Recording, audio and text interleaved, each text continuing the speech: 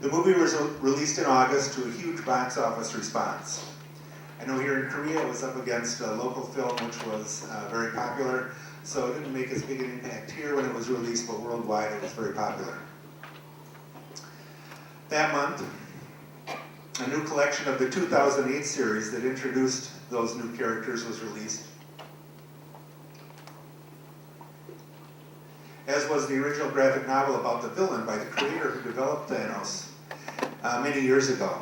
So again, to try to introduce that villain to a broader audience and to tell more of the backstory, released a special book about that.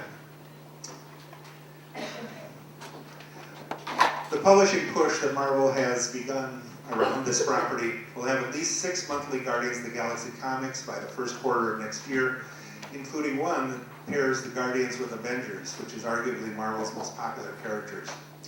Throughout this period, Guardians of the Galaxy have also been featured in guest appearances in other comic titles to introduce the characters to fans of Marvel who might not be familiar with Guardians to the team.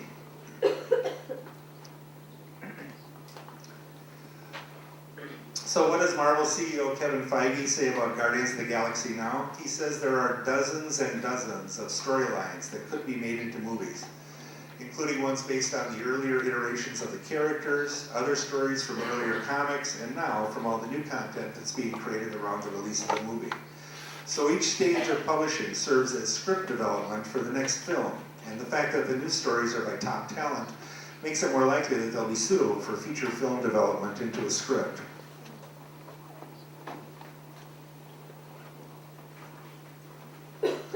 So let's pull back a little from all this detail and talk about what Marvel is doing with the movies on a broader scale. With the release of Avengers, Marvel has created what it calls the Marvel Cinematic Universe. As it does with its comics, the stories of Iron Man, Captain America, Thor, and Avengers all have connections, some strong, some not as strong, but the characters appear in the other characters' movies. Iron Man is going to appear in the next Captain America film, for example. Over the past few months, Marvel has revealed that cinematic universe that it built around the Avengers characters is one of 3 cinematic universes it plans. Guardians of the Galaxy will be the center of its cosmic stories, which take place in space and have a science fiction flavor. Thanos, the villain of Guardians, is one element that will connect the 2 universes, but overall they'll have fewer connections than the connections between the films in each of its cinematic universes. So within the Avengers universe, the movies will be more tightly connected than the connections between the Avengers and the cosmic universe. And they'll also be creating a 3rd Marvel Cinematic Universe, beginning with Doctor Strange, based on its more mystical or occult characters. And then remember Marvel's Agents of S.H.I.E.L.D., the TV show we showed you at the beginning of the talk? That's also in the Marvel Cinematic Universe, with character appearances and story connections with the films, specifically with the Avengers portion of the Marvel Cinematic Universe. Before we move on to some of the other alternate transmedia models from other comic publishers, let's look at a few ways that Marvel has built its movies that are different from the way it built Guardians of the Galaxy, because not all their movies are handled the same way. The differences for these first 3 are not in the way it built the universe, but in how it adapted comic stories to film stories. Captain America, the Winter Soldier, is based on a single Marvel Comics story arc. And Marvel repackaged that story and released it in time for the film. The first Thor movie, which came out in 2011, was actually from 3 different Marvel storylines pulled together into a new story for the movie. The most recent Iron Man story was tied to a single Marvel storyline called Iron Man Extremis, which came out a few years before the movie. We have some interesting analysis on the Iron Man films to show you. This bar graph shows sales of all Iron Man products by Diamond Comic Distributors over the last 6 years. Diamond Comic Distributors is the primary distributor of comics and related products to around 3,000 comic stores in North America and around the world. I asked them to share information that would allow us to see what happens to sales in movie years compared to non-movie years. This isn't a reflection of sales in all markets, just in the hardcore comics audience. Much of the sales represented by this graph is from comics and graphic novels, which is the center of Diamond's business, although some of it is for merchandise. It gives you a general idea of what happens to sales in that core audience as a result of the kind of publishing program that Marvel does with its movies, releasing material from its archives and publishing new material around the release of the film. Unfortunately, I don't have the info for 2007, before the first film, but I can assure you that it would be the smallest sales shown on this graph, as Iron Man was not a huge character before the movie releases started. As you can see, the sales spike in movie years, although there does appear to be a declining effect. That's because over time, Iron Man has turned into a product with a mass audience, and sales in mass merchants and other distribution channels, not through Diamond, become the dominant way of exploiting the property. 2014 is obviously was not complete at the time this was prepared. That's why that bar graph is lower. So it's not a reflection of the point to take away from this, I think, is just how the sales spike on the publishing products around the time of the movie releases.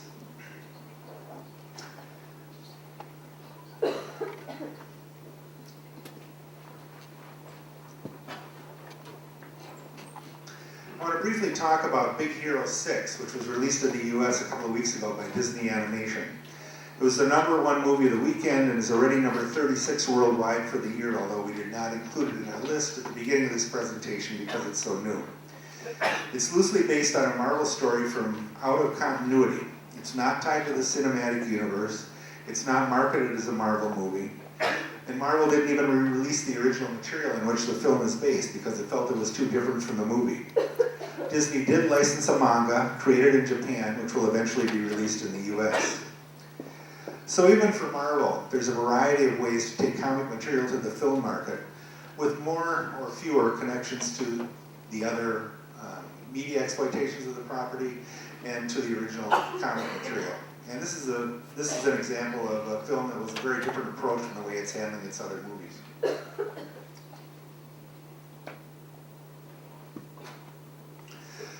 Now we're going to look at some ways other companies have used comics material with movie production, using movie releases from this year as examples.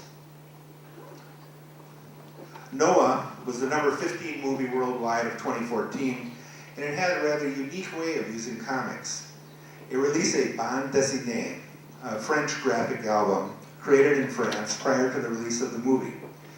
The graphic novel was written based on the script by the film's director, Darren Aronofsky. And it was released in Europe in 2012 as the director was looking for financing for the movie. Aronofsky did get financing for his film, and he released the film this year. The graphic novel was released in the US by Image Comics in conjunction with the release of the movie. The Hercules film released this year, the number 26 film globally, had a similar role for the comics. Radical Publishing was created as a development tool for movie stories in 2007 and published its Hercules stories as one of its first releases. The Hercules comic was used as a tool to get financing for the film, and it did so successfully, although there was a much longer development timeline than there was for the Noah movie. So both of these films use comics as a way to develop a script and then use the comics as a selling tool to get financing for the film. We've been focusing up to this point on comics owned by corporations, but now I want to talk about comics owned by their creators.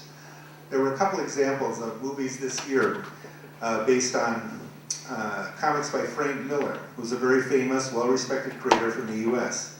He retained all the rights to his films, to his work, including film rights, although his publisher, Dark Horse Comics, helped to develop the films.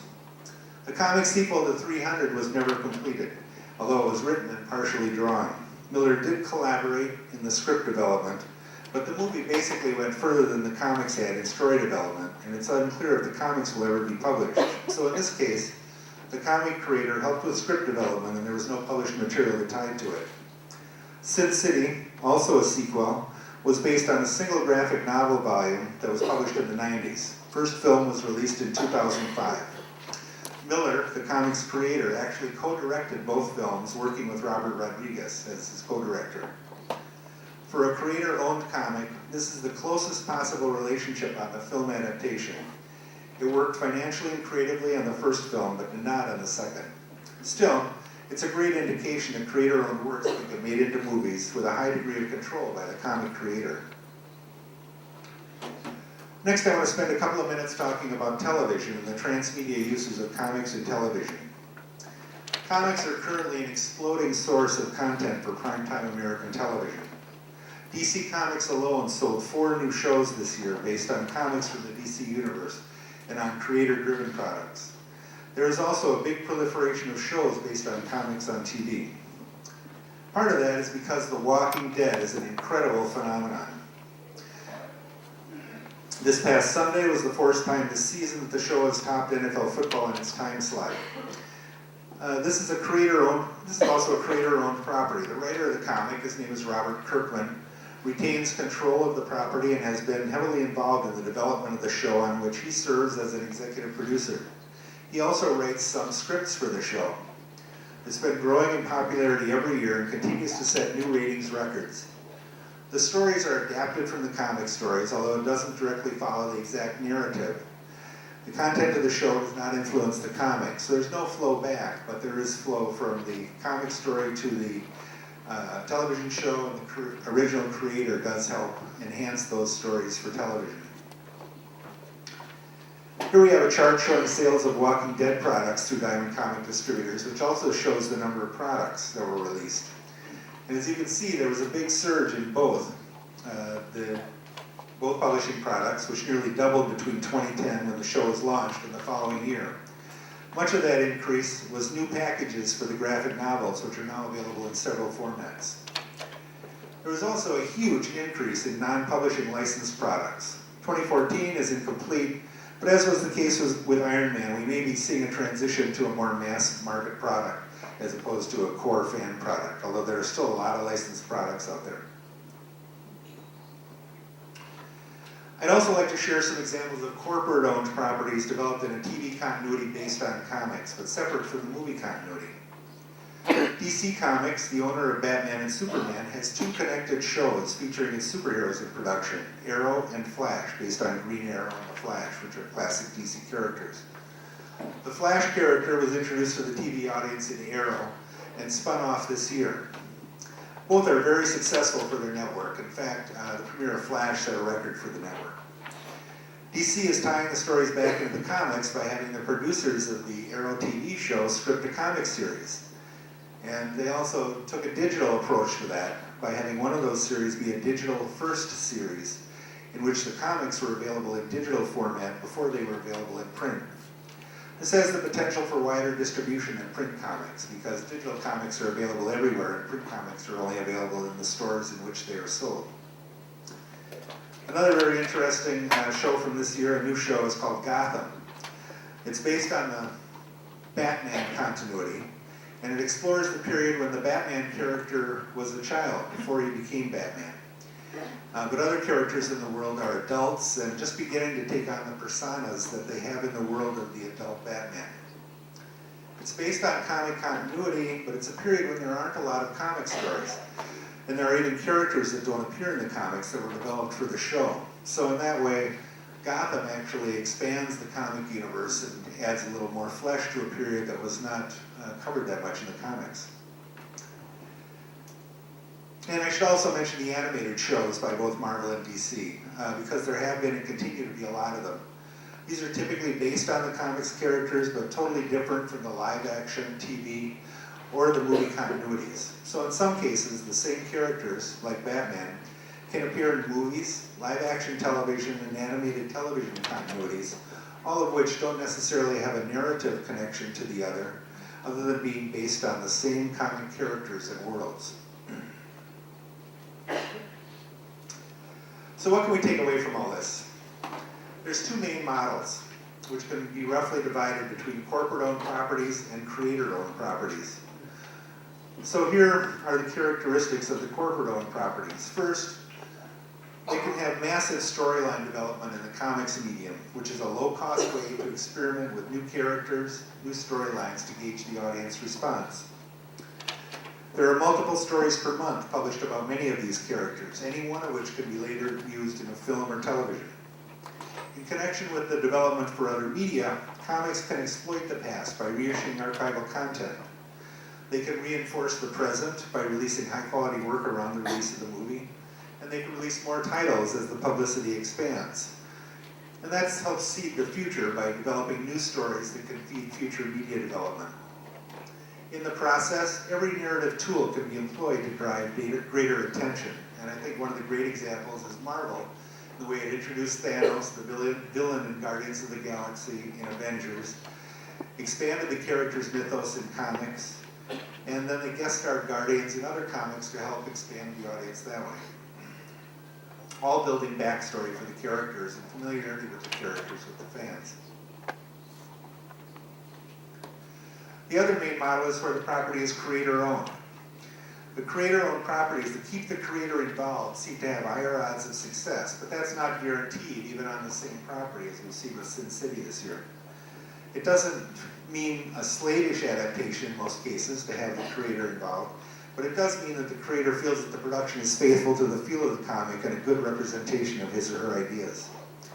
Publishing, as with The Walking Dead or Sin City, can expand even with the same amounts of material by presenting it in new formats, including digital, that can reach new expanded market segments made possible by the higher levels of awareness. And what are the common elements of success between the two models?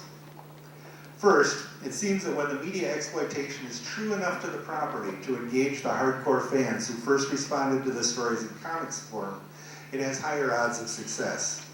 That's because that hardcore of fans can become ambassadors who convince their friends that the media exploitation is worth seeing and cool, expanding the audience in progressive circles of association to larger and larger groups. Second, it seems that using publishing as a way to increase engagement among the core base and expand it to new audiences is a way to augment the success of media exploitations, as well as being successful as publishing projects on their own. Digital comics and print graphic novels, which have the potential for broader distribution than comics sold only in comic stores, are ways to reach that newly activated audience and engage it. I've been in this business for 40 years, and I've never seen anything like what is happening now in the transmedia use of comics, both as a source of ideas and as a way to enhance engagement in media exploitation.